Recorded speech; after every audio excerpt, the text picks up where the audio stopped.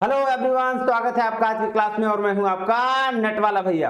हाँ जी, चलिए करते हैं आज की क्लास की शुरुआत। सर बताइए, लास्ट क्लास में क्या हुई थी पढ़ाई? सर लास्ट क्लास में हमने मैगजीन्स ऑफ टीचिंग को समझा था और नेचर ऑफ टीचिंग को समझा था। सर आज क्या पढ़ेंगे? आज जी हम लोग पढ़ने वाले हैं जी वेरिएबल्स ऑफ टीचिंग, है ना। और क्या? और सर फंक्शंस ऑफ टीचिंग। देखिएगा जी, क्या होता है कि जब एक टीचर, है ना, लर्निंग दे रहा होता है किसको? स्टूडेंट को, अपने डिफरेंट सेट ऑफ स्किल्स के थ्रू। क्या कर रहा है कि सब जब एक टीचर अपने डिफरेंट सेट ऑफ स्किल्स के थ्रू क्या स्टूडेंट को दे रहा होता है लर्निंग, तो उसको हम कहते हैं जी टीचिंग का प्रोसेस। और इस टीचिंग के प्रोसेस को परफॉर्म करने के लिए तीन वेरिएबल्स की जरूरत पड़ती है। सर वो वेरिएबल्स क्या है? सर एक होता है इंडिपेंडेंट वेरिएबल, एक होता है डिपेंडेंट वेरिएबल और एक होता है जी क्या, एक होता है इंटरवेनिंग वेरिएबल। जैसे सर, जैसे अगर एक टीचर पढ़ा रहा होता है तो टीचर इंडिपेंडेंट वेरिएबल है, और स्टूडेंट अगर पढ़ रहा होता है तो स्टूडेंट पूरी तरीके से क्या उस पर डिपेंडेंट होता है। उसको बोलते हैं क्या सर? उसको बोलते हैं आपका डिपेंडेंट वेरिएबल। और जिस टीचर और स्टूडेंट के बीच में जितनी सारी चीजें होती हैं जो उनको हेल्प करती है किसी टीचर को टीचिंग कराने में और स्टूडेंट को लर्निंग करने में, तो उन सारे चीजों को हम लोग क्या बोलते हैं? Intervening variable. चलिए चलते हैं क्लास में और फिर इसको डिटेल में समझते हैं। आइए जी, ये देखिएगा क्या है वेरिएबल्स ऑफ टीचिंग। नहीं, हाँ जी सर, तो वेरिएबल्स ऑफ टीचिंग मैंने क्या कहा कि सर जहां एक टीचर अपने डिफरेंट सेट ऑफ स्किल्स को यूज करके क्या करता है? बच्चों को लर्निंग देता है ना। और वो लर्निंग जब बच्चे ले रहे होते हैं तो उस बिहाफ में टीचर कुछ कुछ डिफरेंट डिफरेंट टेक्निक्स यूज करता है, डिफरेंट डिफरेंट मेथड्स यूज करता है। वो मेथड क्या है? वो मेथड जी उनको उनको हेल्प करता है क्या? लर्निंग को लर्न करने में, नहीं लर्निंग को लेने में। तो आइए देखते हैं क्या बोल रहा है। बोल रहा है क्या? Structure of teaching consist of variable which operate in the process of teaching and create learning conditions और सिचुएशन। क्या बोल रहा है? स्ट्रक्चर ऑफ टीचिंग जो है वो क्या कंसिस्ट करता है? वेरिएबल, है ना। वेरिएबल होता है जो किसको ऑपरेट करता है? ऑपरेट करता है प्रोसेस ऑफ टीचिंग को। प्रोसेस ऑफ टीचिंग क्या है सर? वही अभी आपने बताया कि टीचर क्या करता है अपने सेट ऑफ स्किल्स के थ्रू, उसके पास जो नॉलेज है उसके एक्सपीरियंस के थ्रू आप लर्नर के बिहेवियर को चेंज करने की कोशिश करता है। तो वो क्या हो गया? टीचिंग का प्रोसेस। तो वही कह रहा है कि टीचिंग के प्रोसेस और तो क्या करेगा? चेंज टीचिंग के प्रोसेस को क्या करेगा? परफॉर्म करेगा और लर्निंग कंडीशंस और सिचुएशन लेके आएगा। कह रहा a variable has been defined as, variable किसको बोला गया है? देखिए कह रहा है एनी रिस्पॉन्स, कोई रिस्पॉन्स और behaviour which is manifested in different categories under the different situation. क्या बोल रहा है? रिस्पॉन्स और बिहेवियर जो मैनिफेस्ट किया जाता है कैसे? अलग अलग कैटेगरी में, अलग अलग सिचुएशन में। हाँ जी सर, बिल्कुल सही। एग्जाम्पल क्या दिया हुआ है? कह रहा है effect of various amount of study on students. बोल रहा है अगर अलग अलग स्टूडेंट पे अलग अलग इफेक्ट होना किसका? स्टडी का, है ना। वो क्या है इसका एग्जाम्पल? कह रहा है teaching process involve the following variables. अब देखिएगा टीचिंग का जो प्रोसेस है उसमें कौन कौन से वेरिएबल्स क्या क्या आते हैं। सबसे पहला होता है जी टीचर, दूसरा होता है जी स्टूडेंट, और उसके बाद टेक्स्ट बुक होते हैं, कॉन्टेक्ट होता है, इंस्ट्रूमेंट मेथड्स होते हैं, इंस्ट्रूमेंटल एड होते हैं और क्लासरूम एनवायरनमेंट होते हैं। तो अब बोल रहा है the above given different can be classified as. अब ये सारे इंस्ट्रूमेंट है, ये सारा जो दिया गया है आपको, इसको अलग अलग क्या क्लासिफाई किया गया है? डिफरेंट, है ना, ऊपर वाले को। तो अब ऊपर वाले को कितने वेरिएबल्स में क्लासिफाई किया गया है जी? तीन वेरिएबल में। एक तो होता है जी इंडिपेंडेंट वेरिएबल, दूसरा होता है जी डिपेंडेंट वेरिएबल और तीसरा होता है जी इंटरवेनिंग वेरिएबल। क्या होता है सर? आपने बताया कि इंडिपेंडेंट वेरिएबल वो वेरिएबल होता है जहां पे जिसको कोई मैनिपुलेट नहीं कर सकता, जिसके बिना पॉसिबल ही नहीं हो सकती क्या? टीचिंग। तो वो कौन बंदा होगा? वो होगा जी टीचर। डिपेंडेंट वेरिएबल क्या होगा सर? डिपेंडेंट वेरिएबल वो वेरिएबल होगा जिसमें पूरी तरीके से डिपेंडेंट रहना पड़ेगा। डिपेंडेंट मतलब निर्भर रहना पड़ेगा, आप उसके बिना कोई भी काम नहीं कर सकते, तो वो क्या हो जाएगा सर, वो हो जाता है डिपेंडेंट मतलब कौन, स्टूडेंट हो गए सर, स्टूडेंट ही तो टीचर पर डिपेंडेंट रहते हैं, बिल्कुल। और इंटरवेनिंग वेरिएबल तीसरा है, इंटरवेनिंग वेरिएबल का क्या मतलब होता है कि सर वो सारे बीच में जो टीचर और स्टूडेंट के बीच में के प्रोसेस में जितने भी आपके पास मटेरियल आ जाए, तो या फिर इंस्ट्रूमेंटल आ जाए, टेक्स्ट बुक आ जाए, आपका मीडियम आ जाए, वो सारे क्या आ जाएंगे, वो सारे आ जाएंगे जी आपका इंटरवेनिंग वेरिएबल में। चलिए पढ़ते हैं क्या बोल रहा है, इंडिपेंडेंट वेरिएबल क्या बोल रहा है, the first variable of teaching is teacher. First variable कौन है जी, टीचिंग का teacher. The teacher is said to be independent variable, teacher को क्या कहा जाता है, independent variable. It can be manipulated according to own will, इसको मैनिपुलेट किया जाता है अकॉर्डिंग टू ऑन विल, खुद के हिसाब से। आप जैसे टीचर अलग अलग तरीके से कर सकता है, लेकिन डिपेंडेंट वेरिएबलों को मैनिपुलेट नहीं किया जा सकता, कि भाई थोड़ी बोलेंगे कि भाई बच्चा लोग को समझ में आया तो बच्चा ही चेंज कर दो, कि टीचर को अपना मेथड तरीका चेंज करना होगा, नहीं। जैसे अगर एक स्टूडेंट, बहुत सारे स्टूडेंट्स पढ़ रहे हैं और एक टीचर पढ़ा रहा है, तो बहुत सारे मान लेते 50 बच्चे और 50 में से 30 को समझ में ही नहीं आ रहा है कि टीचर पढ़ा क्या रहा है, तो ऐसा थोड़ी बोलेंगे कि नहीं काम करो, बच्चे को उठा के ले आओ, नया स्टूडेंट लेके आओ, ठीक है, बच्चे को चेंज कर दो, नहीं ऐसा नहीं कह सकते। हम लोग क्या कहेंगे, हम लोग टीचर के मेथड्स को यूज करेंगे, टीचर को बोलेंगे भाई साहब आप अलग तरीके से पढ़ा के देखिए, बच्चे तो वही है, ठीक है।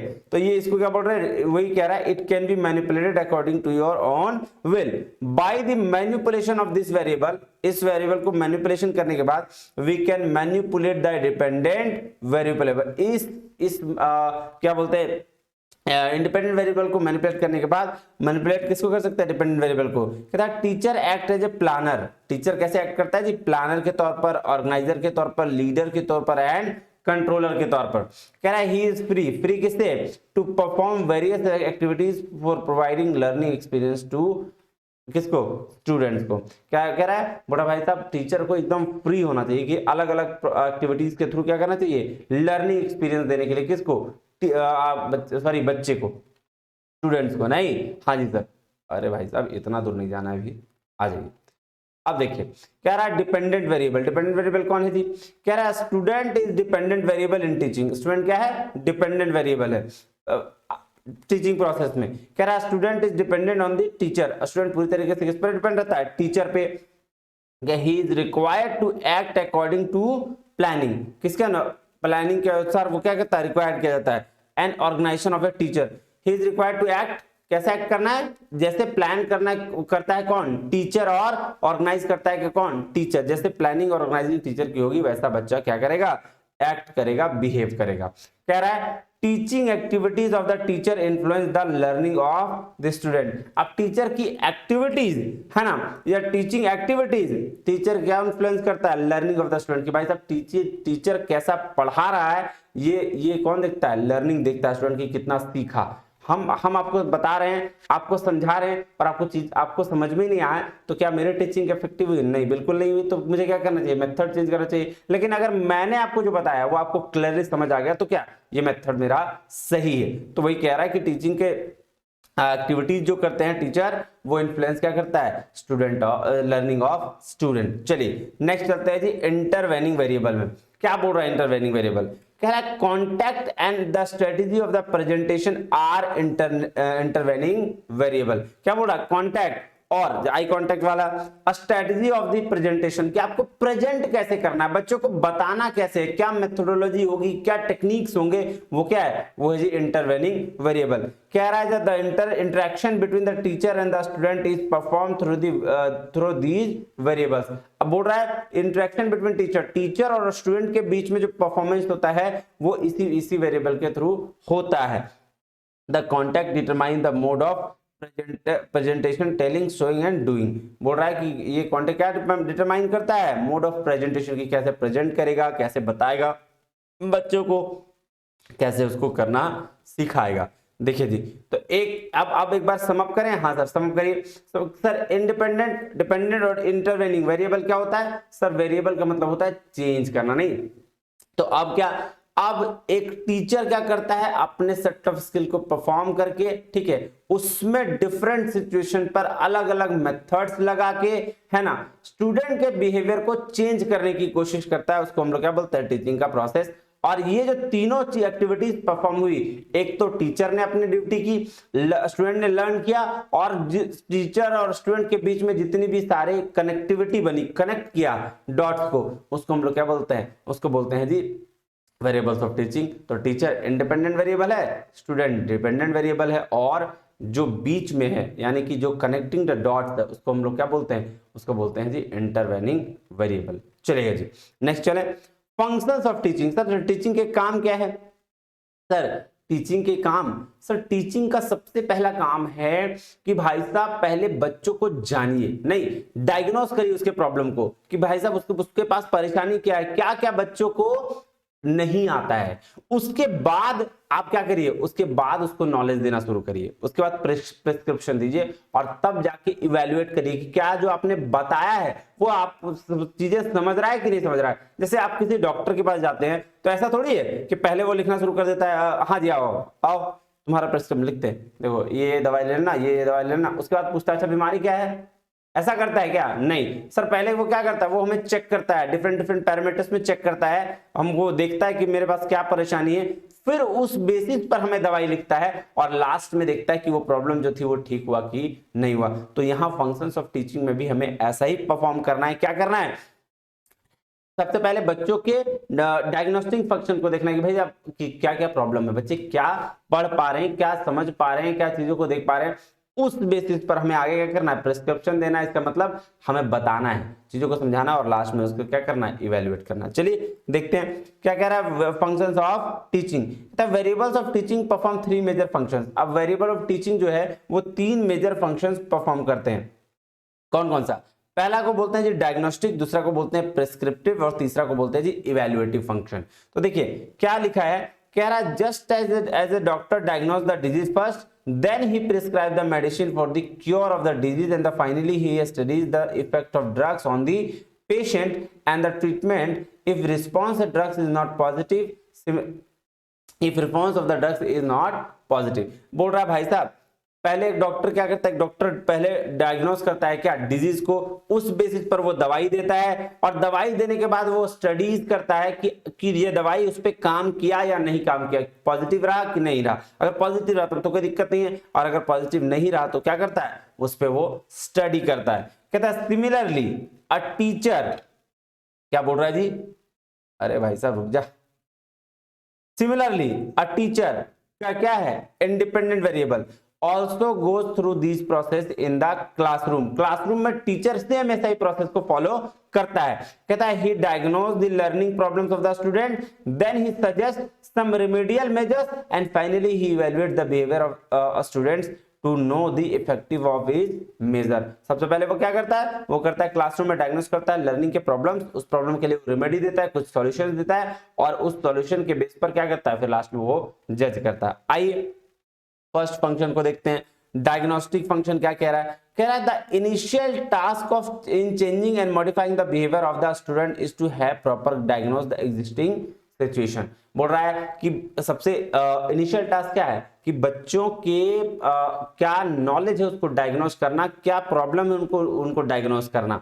The teacher performs the following diagnostic functions. क्या क्या फंक्शंस परफॉर्म करता है डायग्नोस्टिक वाला, देखिए आइए। कह रहा है diagnosing the entering behaviour of the student in terms of cognitive and affective ability, है ना। After this the teacher present the new knowledge to the peoples.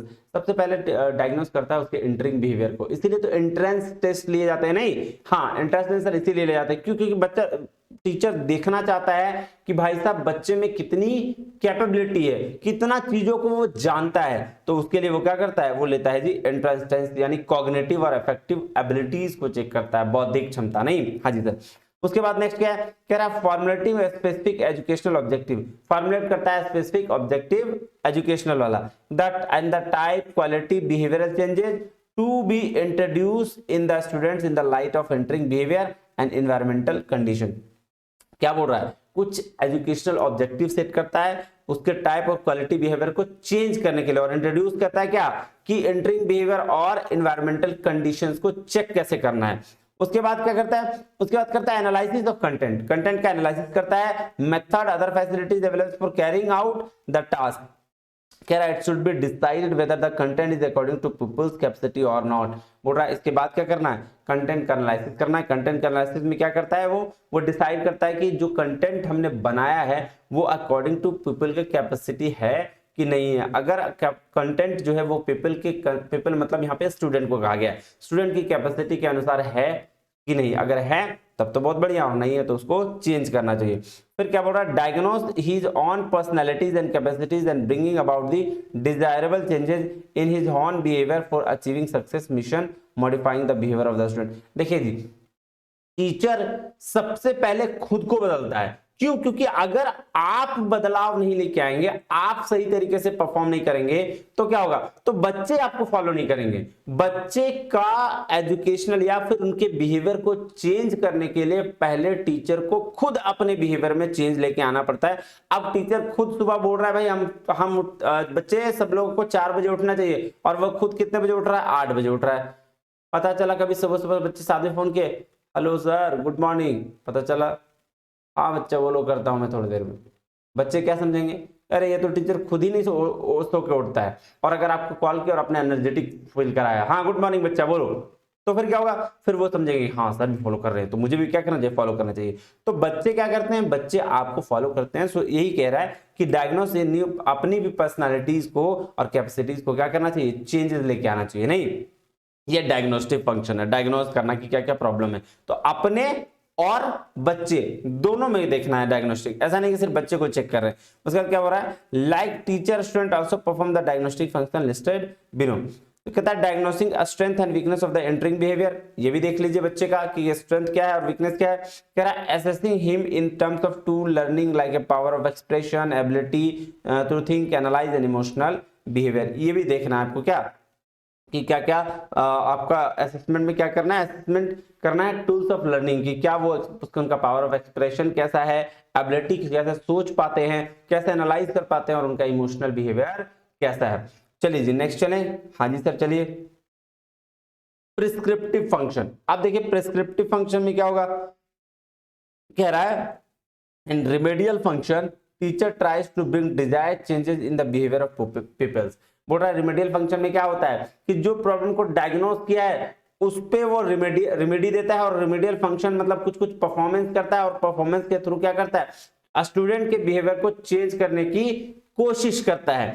ठीक है, कह रहा है here the teacher is more active. Teacher क्या होता है यहाँ ज्यादा एक्टिव होता है। He has to work for the meaningful interaction, meaningful interaction के लिए क्या करना पड़ता है, उसको वर्क करना पड़ता है। कह रहा है he makes the decision regarding the use of teaching method।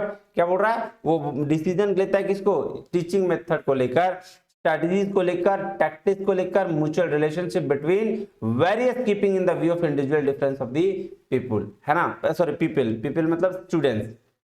कह रहा है cooperation student is also important, cooperation of student बहुत इंपॉर्टेंट होता है for carrying out the prescriptive function by the teacher. देखिएगा क्योंकि अगर बच्चे सही तरीके से परफॉर्म नहीं करेंगे, बताएंगे नहीं, कोऑपरेट नहीं करेंगे, तो टीचर उनको रेमेडी नहीं दे पाएगा। बच्चे अगर कुछ सीखना नहीं चाहेंगे तो टीचर सिखा भी नहीं पाएगा।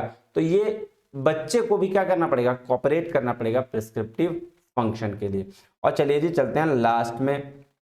लास्ट क्या है जी, लास्ट जो है वो है जी इवैल्यूएटिव फंक्शन। अब आगे इसको जजमेंट की बारी। हाँ सर, क्या है this is the third important aspect of teaching. क्या है तीसरा एस्पेक्ट है, थर्ड इंपॉर्टेंट एस्पेक्ट है। कह रहा है this function is concern with the task of finding out the process. देखिए क्या बोल रहा है, किससे कंसर्न है ये जी, फाइंड आउट करना क्या, प्रोसेस को, and outcome of the teaching process. देखिए एक तो आपको जो आपने टास्क दिया उसको कैसे सही करना है, या उसका एक इवैल्यूएशन क्या होना चाहिए, और दूसरा जो टीचिंग आपने पढ़ाया उसको उसका इवैल्यूएशन करना है। तो ये क्या बोल रहा है, ये दो परफॉर्मेंस करना है हमको, एक क्या है third important aspect of teaching.